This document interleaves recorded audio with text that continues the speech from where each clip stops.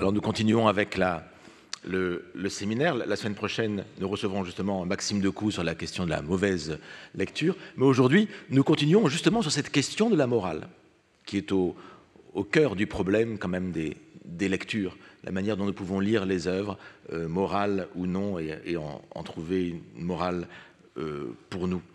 Et Frédéric Lechterflack, que j'ai la joie de recevoir ici, ancienne collègue très proche de Nanterre, qui est maintenant professeur des universités en littérature et en humanité politique au Centre d'histoire de Sciences Po, est la personne qu'il faut pour parler de la relation entre morale et littérature, des lectures que l'on peut en faire. Les travaux de Frédéric Lechterflack se situent vraiment au croisement même de la littérature, de l'histoire, de la pensée politique, et portent justement sur cette question de l'éthique, dans une relation aussi avec la littérature, évidemment.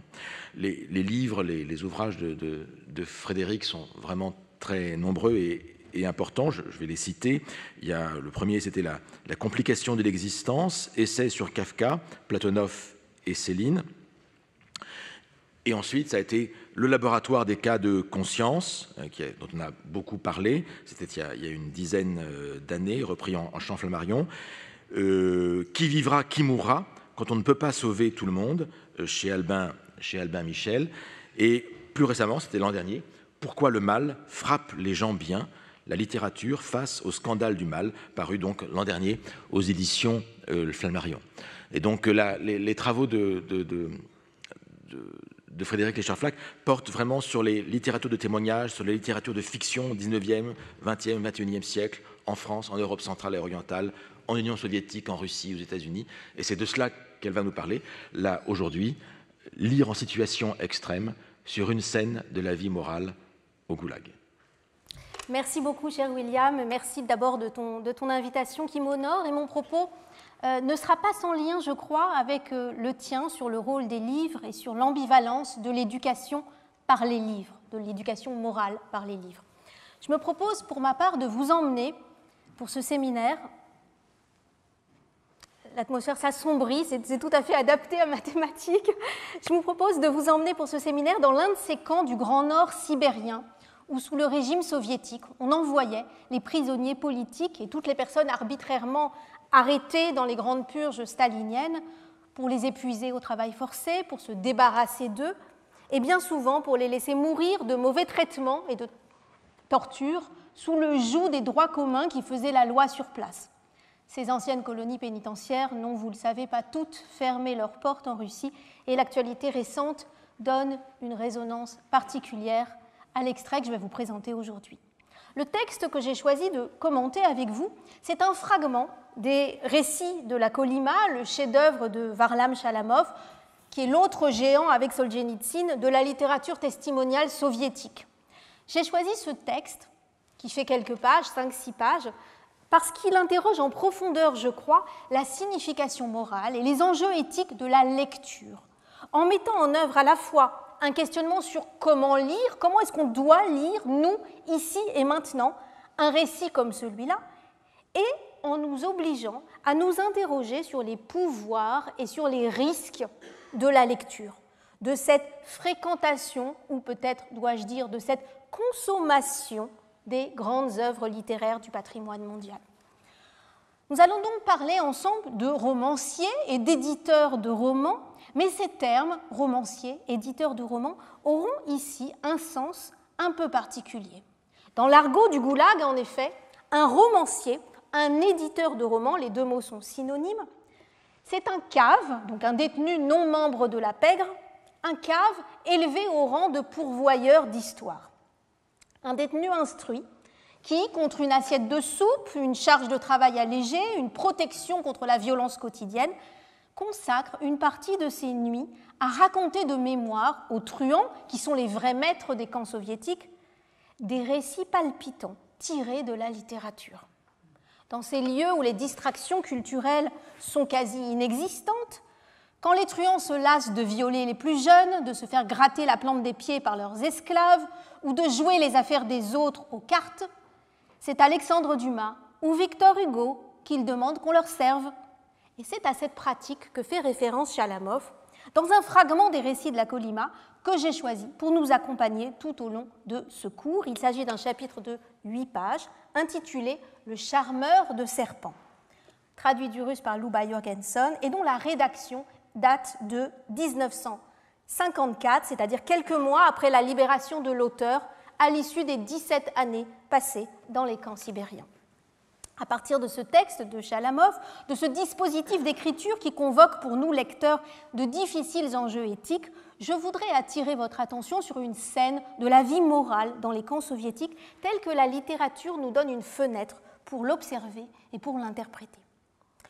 Sur ce thème des romanciers, des baraquements du goulag, notre fragment marche de pair en fait avec un autre, ailleurs dans le livre, plus explicitement titré « Comment on édite des romans ».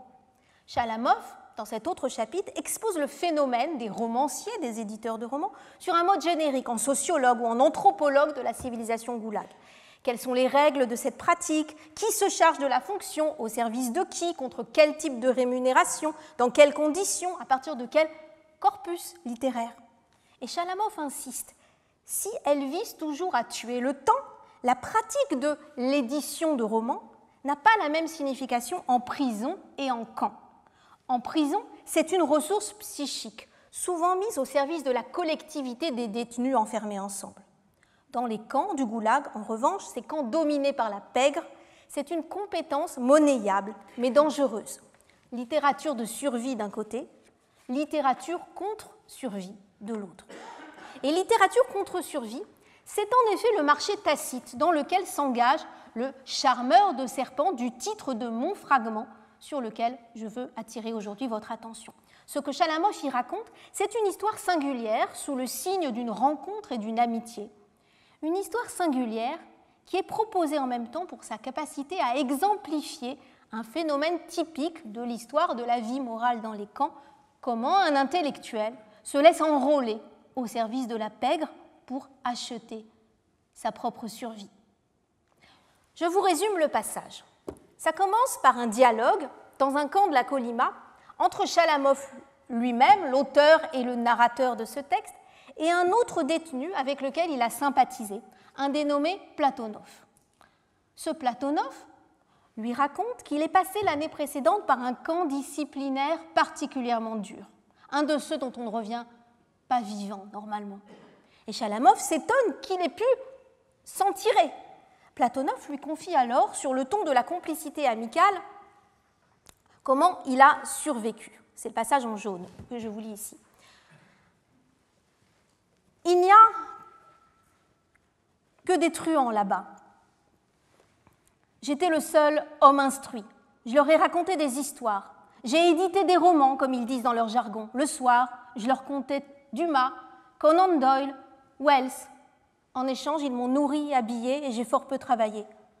Vous aussi, vous avez sans doute utilisé un jour cet unique avantage que donne ici l'instruction? Non, non, lui répondis-je, non. J'ai toujours eu l'impression que c'était la pire des bassesses, la faim. Je n'ai jamais raconté de roman pour de la soupe. Mais je sais ce que c'est. J'ai déjà entendu des romanciers. C'est une condamnation? Me demanda Platonov. Absolument pas, lui répondis-je. On peut pardonner beaucoup, beaucoup, vraiment beaucoup à un homme affamé. Si je reste en vie, c'est le passage en gris, enchaîne alors Platonov, j'écrirai un récit sur ce thème, j'en ai même déjà trouvé le titre, Le charmeur de serpents. Seulement voilà, l'homme est mort d'épuisement 3 semaines après cette conversation, et Chalamov énonce alors son intention d'écrire, lui, l'histoire de Platonov à sa place. Démarre alors la deuxième partie de notre fragment, l'histoire du charmeur de serpents proprement dite. Ça démarre par une méditation de 2 pages sur les conditions de travail, l'épuisement, l'endurance de l'homme enfermé dans des conditions extrêmes, l'espoir de survivre qui le fait s'accrocher, l'instinct de conservation, tout ça au discours indirect libre. C'est ce que le personnage avait en tête au retour de son premier jour de travail en extérieur. C'est le premier soir de Platonov dans ce camp disciplinaire, et l'écriture théâtrale va alors prendre le relais. Là, on voit avec la disposition sur la page. L'écriture théâtrale prend alors le relais avec une scène dialoguée. Pendant la nuit, cette première nuit, 3 fois de suite, pour rien, le nouveau venu, épuisé par sa journée de travail, est réveillé par les truands du baraquement. Il est humilié, il est menacé de mort. Et au 3e réveil, quelqu'un a l'idée de proposer au chef des truands, qui s'ennuie, d'essayer le nouveau. On réveille donc une nouvelle fois Platonov avec une proposition. Écoute, tu sais éditer des romans? Il hésite quelques secondes, puis répond oui, et il se lance. Le fragment s'achève alors à l'aube. Platonov a raconté toute la nuit. Son récit a plu au chef des truands, Fédia. Voilà notre homme adoubé, romancier du baraquement. Et je laisse de côté pour l'instant le petit incident final sur lequel se referme le chapitre. Alors pourquoi nous raconter cette histoire? Chalamov est explicite sur sa démarche. S'il a entrepris d'écrire ce récit, c'est parce que celui qui voulait le faire lui-même est mort avant d'avoir eu le temps d'exécuter son projet. Il s'agit donc de l'écrire à sa place, de raconter pour lui. Est-ce un hommage aux disparus? Est-ce un magnifique exemple de témoignage pour autrui, de témoignage par procuration, avec tout ce qu'il faut de scrupules éthiques pour porter la parole d'autrui et rester fidèle aux morts? C'est une interprétation tentante, mais en fait ça ne marche pas. Parce que Chalamov invente, il mobilise les ressources de la fiction, il substitue au récit témoignage manquant de Platonov, que nous ne connaîtrons jamais, un autre récit assumé par lui pour le compte de son camarade, ou plus exactement à son propos. Le testis est mort, le superstes prend le relais, même si sa vérité n'est pas tout à fait la même. Chalamov n'était pas là dans la salle cette nuit-là pour voir son ami réagir à la demande des truands, mais il en a connu assez pendant ses propres années de camp pour composer une scène représentative qui puisse suppléer au vécu du témoin direct jusque dans la retranscription de son flux de conscience intérieure. Seulement, l'interprétation du projet comme un passage de témoin ne va toujours pas. Il y a 2 bizarreries, en effet, qui doivent nous alerter. D'abord, ce témoignage pour autrui se déploie sur fond d'une divergence morale, d'une polémique feutrée, celle que j'affichais tout à l'heure. Le passage en jaune. Une divergence morale, une polémique feutrée, puisque quand Platonov pensait pouvoir compter pour sa confidence sur la complicité d'expérience propre à la catégorie des intellectuels, Chalamov refuse si brutalement la main tendue que cela donne lieu à un moment de malaise. J'ai toujours eu l'impression que c'était la fin, la pire des bassesses. La désapprobation morale est claire, et même si on peut pardonner beaucoup à un homme qui craint pour sa vie, Chalamov tient à ce jugement de valeur énoncé fermement. L'autre anomalie qui ne marche pas avec cette interprétation comme passage de témoin, c'est que, bien sûr, raconter l'enrôlement, c'est raconter l'un des pires moments pour la dignité de ce personnage, Platonov. Un moment de précarité, un moment d'humiliation, de terreur, le moment où un homme se déculotte pour sauver sa peau. Et quand cet homme n'a finalement, malgré toutes ses concessions, pas réussi à rester en vie jusqu'au bout, à quoi bon cette humiliation vaine? À quoi bon la raconter? À quoi bon ce coup de projecteur qui remet en lumière l'humiliation passée? Le titre du fragment porte cette ambivalence des intentions. Zaklinat Yelzimiei, le charmeur de serpents, c'est le titre choisi par le personnage lui-même pour exprimer par cette métaphore comment il voyait son rôle. Une justification sans illusion, cynique, un peu fanfaronne. Mais quand Chalamov le reprend ce titre, c'est avec une plus grande nuance d'ironie, parce que la même expression réapparaît à la fin de l'autre fragment de Chalamov sur les romanciers, le fragment intitulé « Comment éditer des romans » que j'évoquais en démarrage. Sauf qu'alors, l'expression y figure au pluriel de mépris. Je cite, « Parmi ces romanciers affamés, écrit ailleurs Chalamov, on rencontre des idéologues, surtout au bout de quelques jours de relative satiété. Il y a parmi eux d'anciens hommes de lettres, tout fiers de rester fidèles à leur profession première, exercée dans de si surprenantes circonstances. Certains se sentent dans la peau de charmeurs de serpents, de flûtistes jouant devant un grouillement de reptiles venimeux. » Pas question donc ici de témoin du témoin. Avec un tel désaccord, l'histoire écrite ici ne peut pas l'être uniquement par fidélité, mais plus certainement parce que Chalamov trouve l'expérience moralement intéressante lui aussi, même si c'est par-dessus la tête de son personnage, même si c'est pour d'autres raisons que lui. Et il veille, cette histoire, à la prendre en charge avec une distance attentive à ne pas se laisser circonvenir, soucieuse de camper sur sa divergence. Quelle est la juste manière de raconter ce qu'un homme peut être amené à faire pour sa survie en situation extrême? Quel équilibre on trouve entre la nécessité de faire voir la perte de dignité, de faire trembler ses lecteurs devant la gravité de l'atteinte morale faite à l'idée d'humanité, et d'autre part le respect, l'amitié même à garder pour l'homme qui s'est affaissé devant la peur de mourir? C'est une question qu'on pourrait poser à beaucoup d'autres textes de littérature de témoignage comme de littérature de fiction. Je n'ai pas le temps de développer, mais je voudrais, juste en passant, faire résonner un autre exemple célèbre et magnifique qui est l'occasion pour moi, dans la continuité du cours de William Marx, de mettre un petit peu de poésie aussi dans ce séminaire. Il s'agit du chant 33 de l'enfer de Dante, quand il est question du comte Ugolino, que le poète rencontre en enfer, occupé à ronger un crâne. Dante laisse le comte Ugolino raconter son malheur, raconter ce jour où lui et ses enfants, enfermés par leur adversaire dans un donjon, ont compris qu'on ne viendrait plus jamais leur apporter à manger et que le sort auquel on les avait condamnés était de mourir de faim. Ugolino raconte à Dante comment il assiste impuissant à la mort de ses petits les uns après les autres, et c'est un passage poignant. Alors arrive ce vers célèbre entre tous, Poscia, più che il dolor, poté il digiuno, puis la sensation de faim fut plus puissante que la douleur. Que veut dire ce vers?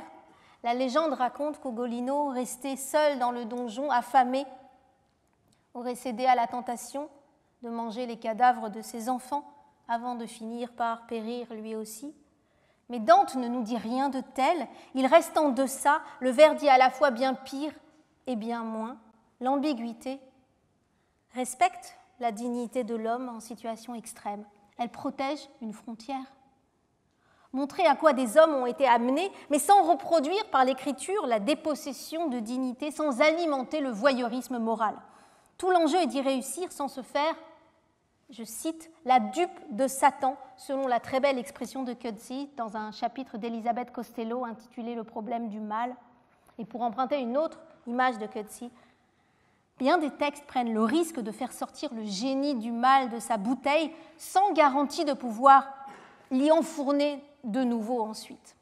Éviter d'être la dupe de Satan, gardons en tête cette inquiétude que Chalamov partage, nous allons le voir. Mais dans l'immédiat, revenons à notre charmeur de serpent.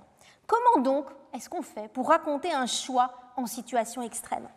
On trouve des indices semés un peu partout, en direction d'une lecture sous le signe de la contrainte.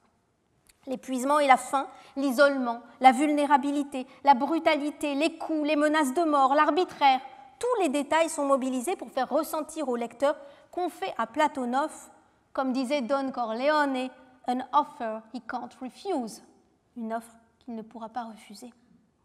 Mais bien sûr, il doit prêter allégeance, il doit entrer dans une forme de collaboration avec la pègre, il doit s'enrôler pour en tirer bénéfice. Et ce bénéfice, comme pour tous les planqués, sera escompté du sort commun, une assiette de soupe supplémentaire, oui, mais prélevée sur la marmite collective. Le droit de se reposer pendant que les autres détenus travaillent pour remplir la norme d'équipe. Un peu de sécurité, oui, par l'acquisition d'un petit pouvoir d'arbitraire. Et c'est ce que montre la toute fin du chapitre, puisque au petit matin, le nouveau romancier en titre est bousculé méchamment par un jeune truand qui avait dormi pendant l'histoire de la veille et qui va vite comprendre sa gaffe. On lui chuchota immédiatement quelque chose à l'oreille. Pendant que tout le monde se mettait en rang, le grand gars s'approcha de Platonov. « Ne dis pas à Fédia que je t'ai cogné, je ne savais pas que tu étais romancier, mon vieux. »« Je ne dirai rien, » répondit Platonov. Que Platonov renonce à faire usage de son nouveau pouvoir prouve qu'il en a pris conscience.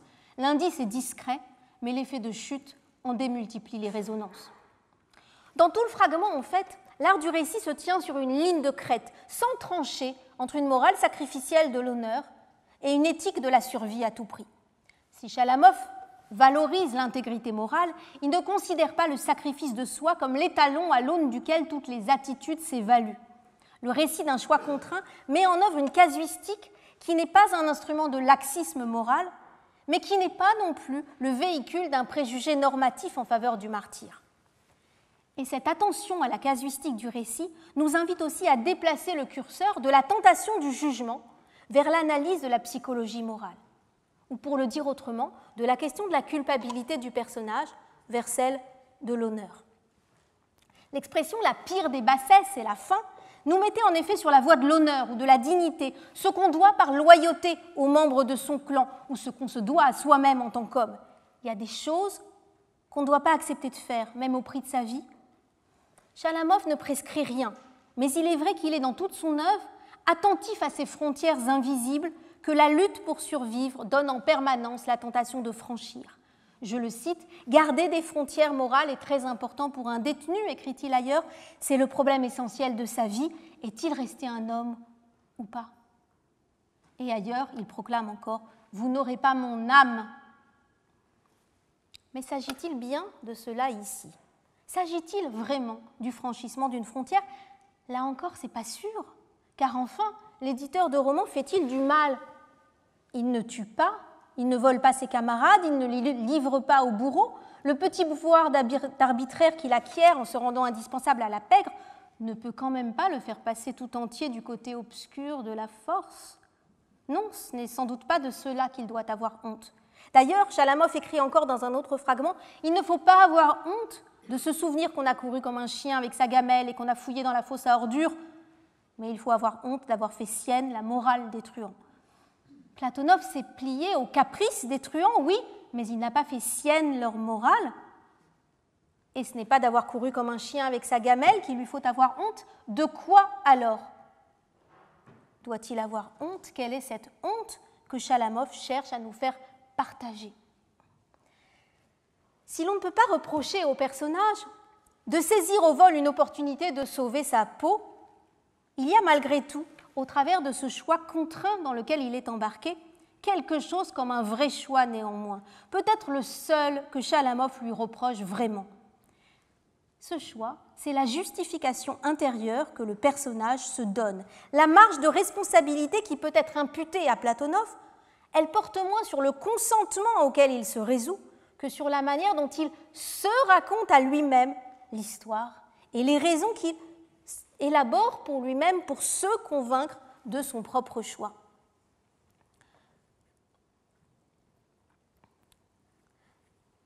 Excusez-moi, je vous affiche le passage, le voilà. Voici le paragraphe qui rend compte de cette délibération pendant les 2 ou 3 secondes d'hésitation où Platonov fait attendre sa réponse à la question « Écoute, tu sais éditer des romans ?» Une lueur passa dans les yeux troubles de Platonov. Comment ne saurait-il pas ? En prison, pendant l'instruction, toute la cellule l'avait écouté raconter le conte Dracula. Mais là-bas, c'était des hommes.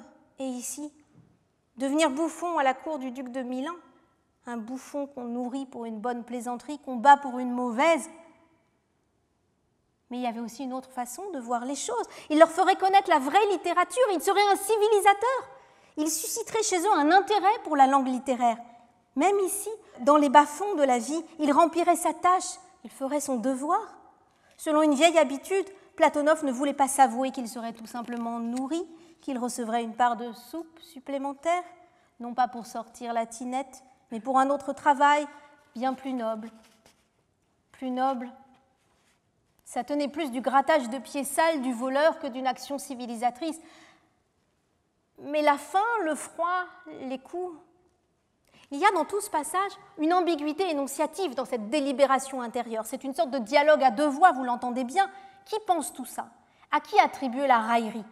Platonov ne voulait pas s'avouer qu'il serait tout simplement nourri. Est-ce que c'est l'auteur, Chalamov, qui donne sa lecture de l'affaire, ou est-ce que c'est le personnage lui-même qui est conscient de sa mauvaise foi, qui lutte avec lui-même à coups de narratif pour survivre moralement à l'interprétation qu'il fait de son enrôlement comme une déchéance ? Cette seconde interprétation, bien sûr, elle est plus intéressante parce qu'elle révèle la complicité de valeurs entre les 2 hommes, l'auteur et son camarade, réunis par une même conception tacite de l'honneur des lettrés. Vous aussi, disait Platonov à Chalamov, comptant sur une complicité qui va lui être refusée, vous aussi, vous avez sans doute utilisé un jour cet unique avantage que donne ici l'instruction. Est-ce qu'elle est là, la trahison de Platonov à son clan, d'avoir prostitué les lettres qui l'ont éduqué? J'insistais au début sur la distinction que fait l'auteur entre l'édition de romans en prison comme une ressource de survie partagée avec les autres détenus et l'édition de romans au goulag, une sorte de transaction interlope pour gagner un peu de protection. N'est-ce pas justement parce que Chalamov sait quelle ressource la littérature peut être pour les détenus instruits qu'il lui est insupportable de l'avoir vendue? D'autres fragments des récits de la Colima évoquent le rôle salvateur qu'a joué pour l'auteur la mémoire des vers de Mandelstam, de Pasternak. On sait ce qu'a été Dante pour Primo Levi dans Si c'est un homme, c'est le fameux chapitre sur le chant d'Ulysse. On sait ce qu'a été Molière pour Charlotte Delbo et ses camarades d'Auschwitz. La ressource littérature, c'est un topos de la littérature des camps. Mais les truands, eux, ils dégradent tout ce qui touche. Pas impossible d'ailleurs qu'il y ait là comme une réminiscence des paroles de l'Évangile, ne donnez pas vos perles aux pourceaux. Car enfin, la ressource vitale qui ouvre à l'âme la survie éternelle, la brader pour la survie du corps, pour de la soupe. Mais après ça, où se réfugier? On n'aurait plus où vivre. Pourtant, cette utilisation vénale, dégradante de la littérature au service de la survie matérielle n'est pas forcément un problème. La littérature n'a-t-elle pas dans sa mémoire, dans son ADN, un mythe fondateur qui la justifie, qui lui murmure à l'oreille « c'est pas grave, c'est même à ça que je sers ». L'une des sources vives n'est-elle pas les 1001 nuits? Les histoires les plus belles ont été non seulement racontées, mais même inventées pour servir d'expédient à une femme en danger qui cherchait à échapper au coup mortel de son mari et maître. Alors bien sûr, la littérature se dégrade à se faire marchandise entre les mains d'un homme instruit qui veut sauver sa peau, mais elle saura s'en accommoder. Ça fait des siècles qu'elle assume d'être utile, de descendre dans l'arène, de s'offrir pour sauver des vies, de mettre ses pouvoirs au service de toutes les causes. Non, la prostitution de la littérature, ça n'est pas le vrai problème moral. Ça n'est que le signal ici, qui, comme toute atteinte à l'honneur, désigne le lieu du véritable conflit. Ce véritable conflit, ce problème moral, Chalamov l'élabore à distance de sa première réaction instinctive à l'aveu de Platonov, quand il se glisse dans les pensées fictives de son personnage pour recréer son expérience. Et il nous faut revenir à ce passage en focalisation interne que j'ai déjà lu. Mais il y avait une autre façon de voir les choses, il leur ferait connaître la vraie littérature, il serait un civilisateur, il susciterait chez eux un intérêt pour la langue littéraire. Un travail de civilisateur plus noble vraiment que de sortir la tinette. Le problème tient ici à l'interprétation du titre métaphorique que Platonov comptait donner à son histoire, à ce portrait du romancier en charmeur de serpents. L'impossibilité de décider ici à qui de l'auteur ou du personnage attribuer le cynisme et l'ironie maintient cette métaphore du charmeur de serpents dans la bouche du personnage du côté du credo civilisateur et d'une légitimation de l'art par ses fonctions d'utilité sociale et politique, neutraliser la violence, tenir la violence en respect par l'art, comme des serpents sous la flûte. Et même espérer davantage, croire que ça pourra vraiment changer les choses, que les grandes œuvres, même adaptées pour l'oreille empoisonnée des voleurs, sauront être d'efficaces antidotes. Mais l'auteur, Chalamov, lui, il ne veut plus croire qu'on puisse civiliser, ni même dompter ou dresser les serpents venimeux. Ces serpents de la pègre qui tiennent les camps à la place de l'administration, il leur consacre en effet beaucoup de pages dans les récits de la Colima. Il insiste sur la gangrène morale qu'ils infligent par contamination à tout ce qui touche, sur le pouvoir arbitraire de vie ou de mort qu'ils ont sur les autres détenus, qui corrompt tous ceux qui s'en approchent, sur l'influence de leur morale sur la vie du camp totale et sans limite. Pour Chalamov, la pègre au goulag, ça n'est pas seulement un objet pour les sciences sociales, c'est aussi, c'est surtout un défi pour les sciences humaines, aux marges de l'humanité. Chalamov le répète d'un fragment à l'autre, je le cite, « Les truands, ce ne sont pas des hommes. » Pas des hommes? Comment comprendre cette insistance à sortir la pègre du cercle de l'humanité partagée? Chalamov sait bien que les truands sont des hommes, il est même particulièrement attentif au dispositif d'enrôlement dans leur rang, c'est-à-dire à la manière dont un homme ordinaire devient un truand, un membre de la pègre. Et bien sûr, pour les sciences sociales, comprendre la circulation entre ces deux pôles, les hommes ordinaires, les truands, permet d'agir, de construire des politiques d'incitation, de neutralisation du mal. Mais l'avertissement de Chalamov s'adresse moins aux sciences sociales qu'à la littérature comme science humaine. Il porte sur le champ des représentations imaginaires, car ce sont elles qui creusent nos vulnérabilités profondes. Surtout pas d'aura romantique pour la pègre, nous dit Chalamov. Résister à la tentation de croire possible la conversion, la rédemption, la guérison des truands. Toutes ces métaphores, conversion, rédemption, guérison, elles nous égarent, dit Chalamov, même pour qualifier l'évolution d'un héros de roman comme Raskolnikov ou comme Jean Valjean. Elles creusent notre vulnérabilité collective face au mal obstiné, au mal insensible à tout ce qui donne du prix à la vie humaine. Celui-là, il ne faut pas s'en approcher, nous dit Chalamov, car la raison partagée ne peut plus l'atteindre. Or, la littérature, une certaine littérature tout au moins, se croit capable d'affronter le mal. Elle n'a pas peur de l'abîmer, elle n'a pas peur de s'abîmer, cette littérature-là. Elle n'a pas peur de perdre son âme dans l'aventure ou de se laisser corrompre. Elle croit en ses pouvoirs de rédemption. Fondamentalement humaniste, elle a décidé une fois pour toutes de faire confiance en l'homme et en l'humanité partagée. Je suis homme, rien de ce qui est humain ne m'est étranger.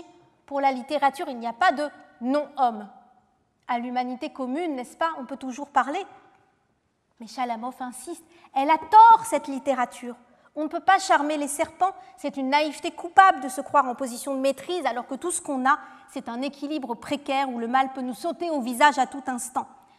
Delenda est Carthago, répète Chalamov, il faut savoir reconnaître ceux avec lesquels on ne doit pas négocier, pas essayer de ruser, pas rentrer en transaction, pas faire le malin. Un autre fragment des récits de la Colima, un fragment intitulé « Douleur », nous en donne une preuve, par l'exemple du sort tragique d'un autre charmeur de serpents, d'un autre romancier de Goulag. Dans le fragment « Douleur », on nous raconte l'histoire d'un homme biberonné à la littérature russe, à la grande littérature russe du XIXe.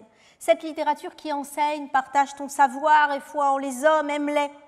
Et cet homme, Shelgounov il s'appelle, il l'a cru.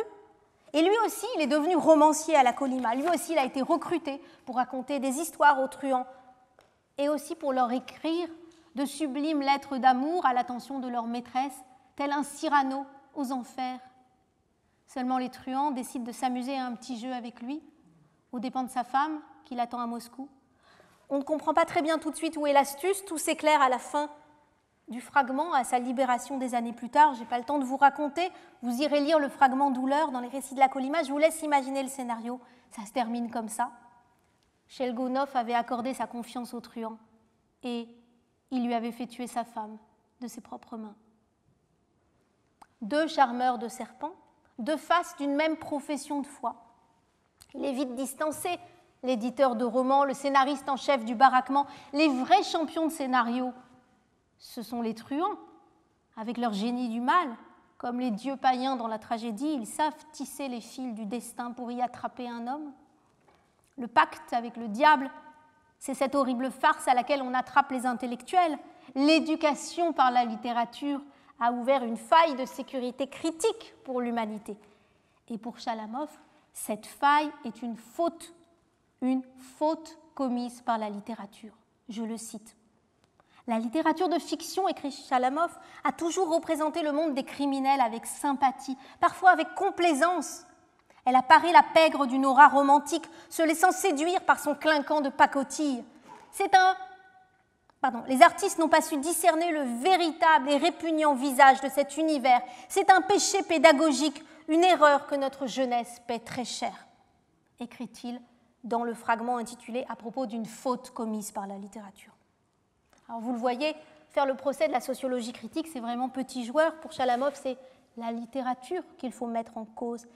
La littérature, sa fascination pour le mal, son romantisme carcéral, ses mythes de rédemption, son intérêt pour les bourreaux, son sensationnalisme complaisant, sa naïveté coupable. L'accusation, bien sûr, est terrible. Elle est surtout très exagérée, car elle s'adresse en réalité à une certaine littérature, pas à toute la littérature. Elle s'adresse en réalité aux dérives d'une filiation, par exemple celle qui, pour Chalamov, va du Hugo des Misérables au Dostoïevski de Crime et Châtiment, puis de Dostoïevski à Gorky et à la mode des malandrins dans la littérature russe des années 20, puis à l'apologie de la refonte et aux 120 écrivains soviétiques qui vont célébrer en 1933 le chantier meurtrier du Belomor-Canal. Mais Chalamov porte l'accusation à la source. Je le cite encore. Par un caprice de l'histoire, continue-t-il, les apôtres les plus éloquents de la conscience et de l'honneur, comme Victor Hugo par exemple, ont tout fait pour porter au nu l'univers des malfaiteurs. Hugo avait l'impression que le monde du crime était une couche de la société qui protestait vigoureusement, résolument, ouvertement contre l'hypocrisie de l'ordre régnant. Mais Hugo ne s'est pas donné la peine d'examiner en quoi cette communauté de voleurs combattait n'importe quel pouvoir en place. Bien des garçons ont cherché à rencontrer des misérables en chair et en os après avoir lu ces romans. Le surnom de Jean Valjean existe encore aujourd'hui chez les truands, écrit Chalamov. Cette charge contre Hugo, elle est étonnante, elle est excessive, elle est profondément injuste, bien sûr. Elle néglige le formidable impact de cette littérature hugolienne sur le progrès du droit social, sur le succès émancipateur des politiques d'instruction publique. Elle oublie d'ailleurs aussi que Hugo n'a jamais eu une lecture simpliste des déterminismes sociaux, qui ne s'est jamais dissimulé la persistance d'une noire volonté de mal faire, nichée tout au fond de la cave et qui résiste à toutes les lumières qu'on envoie vers elle. Mais en attirant notre attention sur les risques de réception ouverts par la revendication d'une exemplarité romanesque, en nous conduisant à réfléchir sur les filiations issues de cette idée de rédemption qui est pour Chalamov la grande idée de l'art au XIXe siècle, cette mise en procès de la littérature nous rappelle combien la littérature est le champ de bataille imaginaire sur lequel se forgent et se confrontent nos représentations. Des représentations qui ont un effet dans le réel sur la manière dont nous construisons sur le terrain nos réactions face à la violence, ou nos politiques face à l'injustice. Et quand on s'interroge sur le rapport entre littérature et sciences sociales, il faut se confronter, si injuste et si outrancier soit-il, à ce procès de la littérature en dupe de Satan. Au fond, et j'en arrive au bout de ma présentation, au fond, pour Chalamov, l'art de raconter des histoires peut bien servir à nous sauver la vie, mais pas à changer le monde. Vous pourrez peut-être échapper aux truands en les enivrant d'histoires, mais les convertir, ça jamais. Quand on joue avec le diable, on perd à tous les coups. On perd son âme, bien sûr. Faust, saint patron des littérateurs. Alors cette idée, bien sûr, elle m'est insupportable, comme elle l'est probablement pour vous aussi. Elle heurte de front la confiance dans tous les pouvoirs que je prête à la littérature, à commencer par la tentation d'en faire une éducatrice universelle. En fait, j'ai toujours pensé que le professeur de défense contre les forces du mal à l'école des sorciers de Poudlard, c'était une allégorie du prof de lettres. Je veux croire pour ma part dans les vertus émancipatrices de la littérature, dans sa faculté de désaliénation, dans le caractère partageable de sa sagesse, dans la puissance éclairante de son décryptage du monde.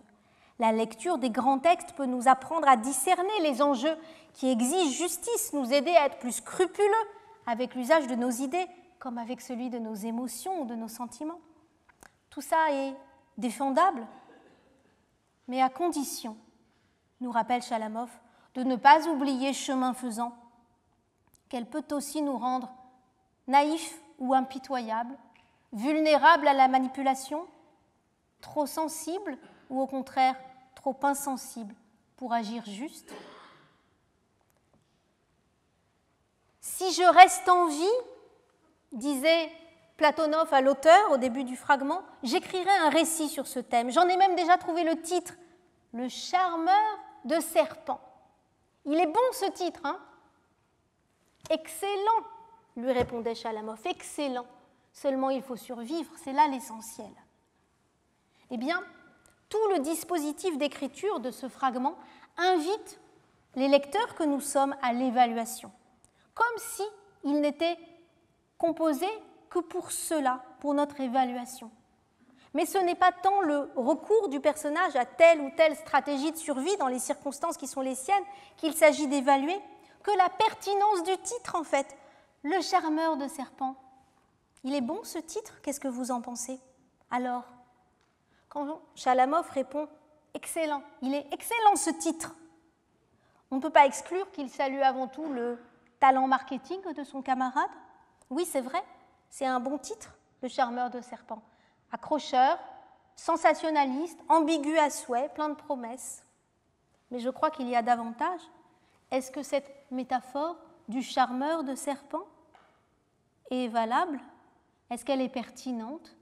Est-ce qu'elle est égarante? Il faut aller au contact et se prononcer.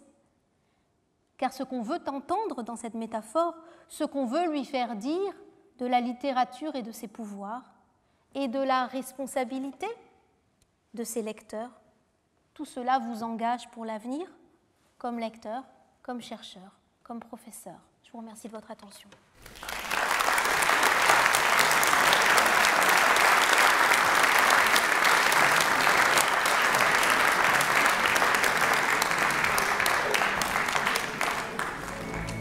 Donc très grand merci Frédéric Leichter-Flach pour cette méditation, cette présentation qui touche vraiment au cœur même d'abord du débat qui était initié dans le cours. C'est vraiment une mise en cause de la position ruskinienne, en quelque sorte. Et c'est assez fort, vraiment, ce que tu nous as montré.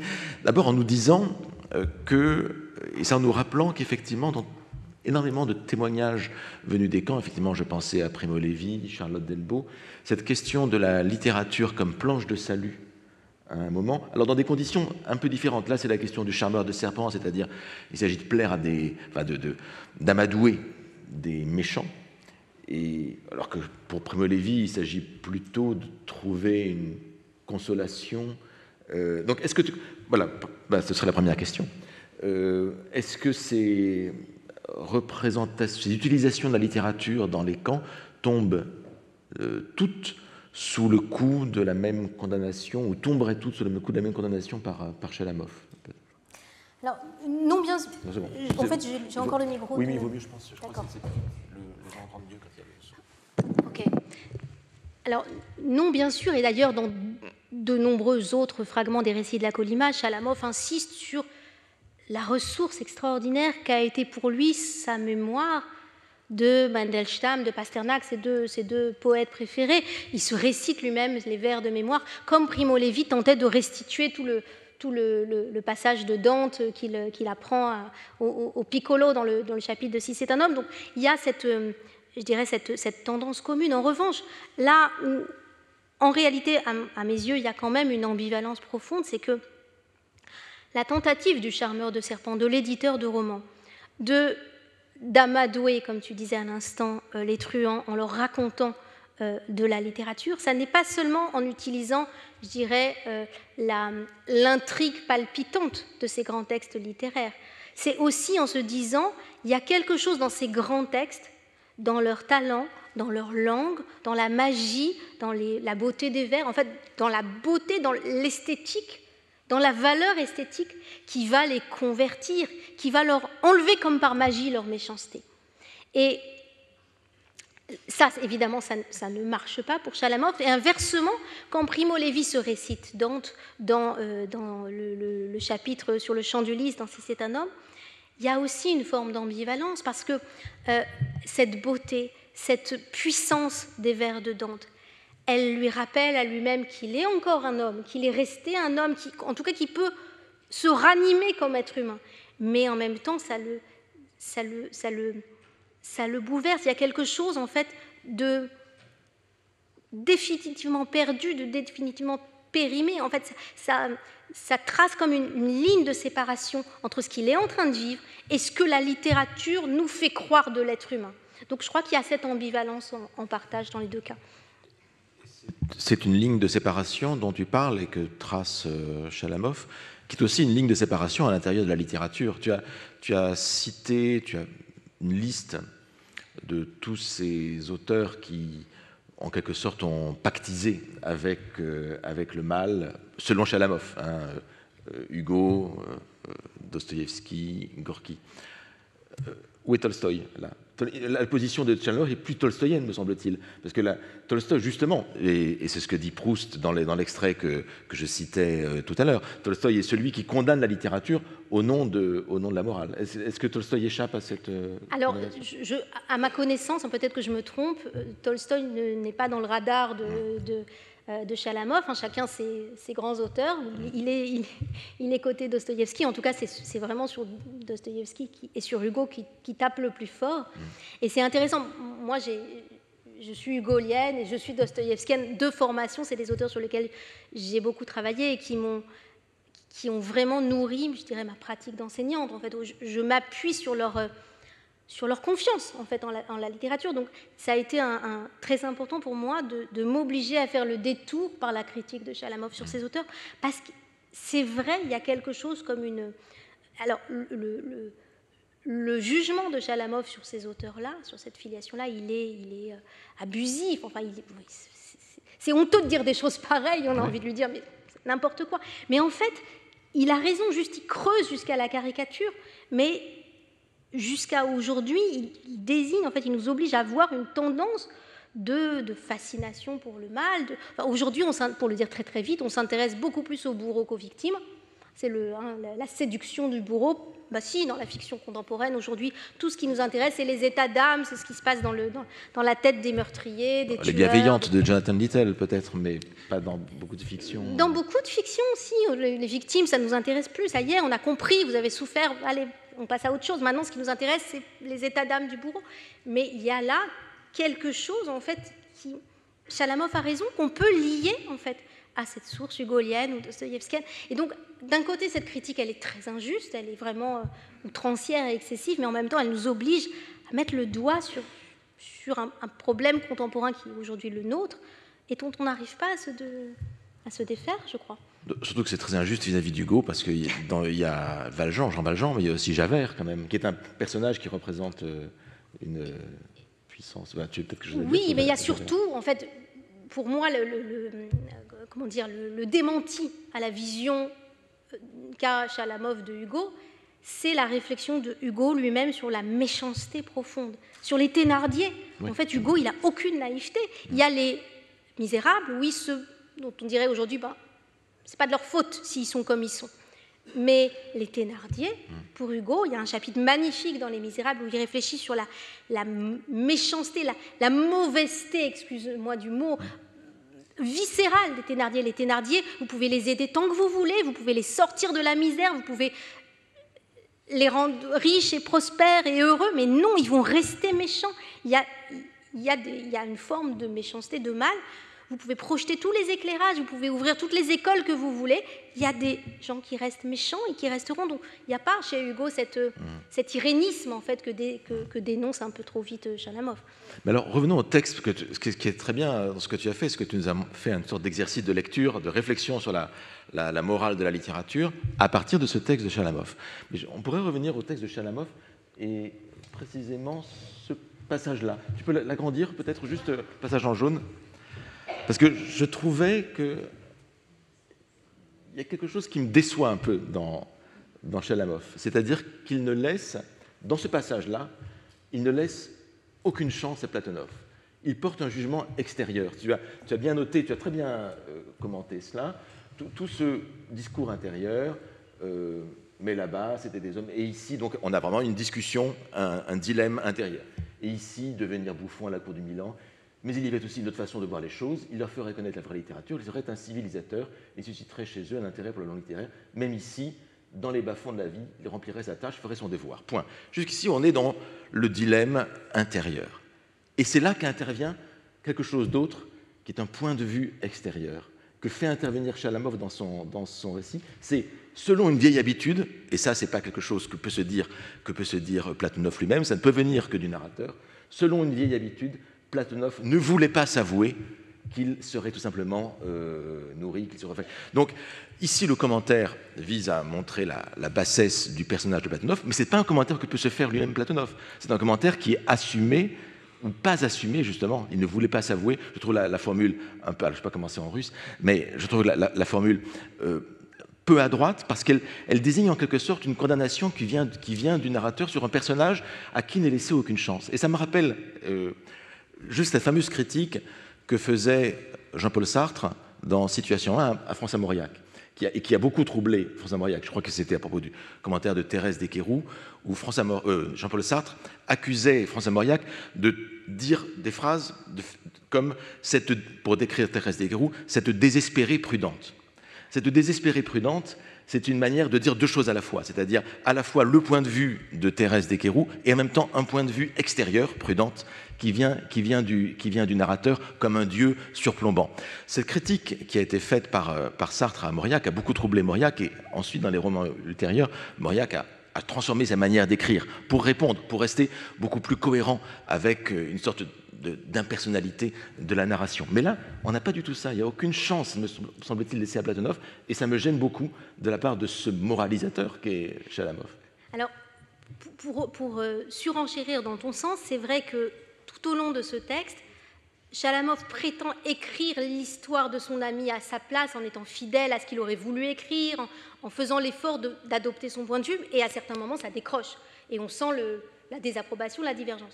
En revanche, là où je rajouterais peut-être une nuance par rapport à ta lecture, William, c'est qu'il me semble que cette phrase, selon une vieille habitude, il ne voulait pas s'avouer qu'en fait, il faisait ça pour de la soupe, c'est pas forcément à attribuer à l'auteur. Ça peut tout à fait fonctionner dans la continuité du discours indirect libre, c'est-à-dire que ça peut être le personnage lui-même. Mais si, on se parle comme ça à nous-mêmes, quand on se dit, quand on argumente pour et contre soi-même. Moi, je fais tout le temps ça, j'ai l'impression que ça marche très bien. En fait, le personnage lui-même pourrait se dire, allez, va, quand il se parle à lui-même, je te connais, c'est ta vieille habitude de ne pas t'avouer tes véritables motivations. Et donc, si on le met, en fait, si on l'attribue au personnage lui-même, ça adoucit, en fait, cette chape de plomb du jugement moral. En tout cas, l'équivoque, à mon avis, elle reste là, elle est dans le texte. Et c'est la puissance de l'écriture de Chalamov. Il écrit à la place de, il écrit pour, et il écrit par-dessus en même temps. Mais c'est intriqué tout au long, c'est entrelacé, tous ces niveaux de prise en charge du récit. J'aurais proposé une réécriture, tu vois, c'est en enlevant le selon une vieille habitude jusqu'à plus noble. Et là, on aurait enlevé ça, donc il susciterait, même ici, dans les bas-fonds de la ville, remplir restage, ferait son devoir, et on pourrait ajouter un « c'est vrai ». Ça tenait plus du grattage des pieds sales du voleur que d'une action civilisatrice, mais la faim, le froid, les coups. Et là, je trouve qu'on aurait gardé cette ambiguïté sur... Fair enough. Voilà. Mais écoute, merci Frédéric merci de nous avoir fait réfléchir à ces questions si profondes.